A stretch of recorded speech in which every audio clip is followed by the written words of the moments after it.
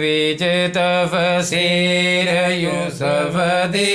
ज्यों कर इबन अब्बास ले आया जदों औलाद याकूब नबी दी कुरताए आंड खाया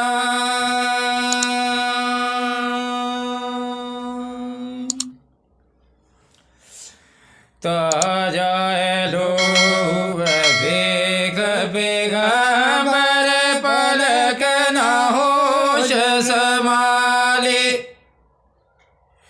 पहुँच गए तकदीर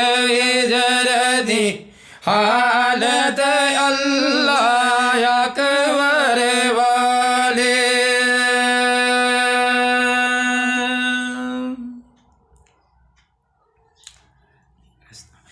रसता मिल जीना दे कारण सारा जोर लगाया कुरता रो कर यूं ना कोलो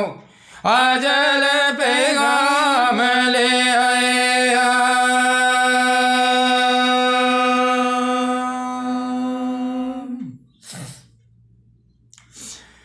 हाजिर डेटा ऊपर होन आज हाथ विच फड़िया गश पै गया नबी दे ताई ऊपर जिमी दे चढ़िया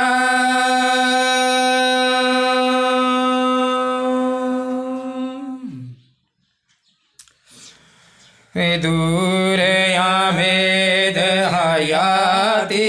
हो जीव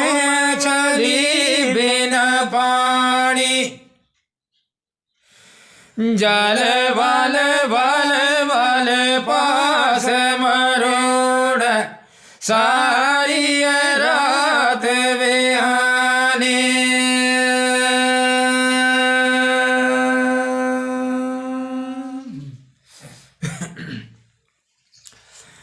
तड़वे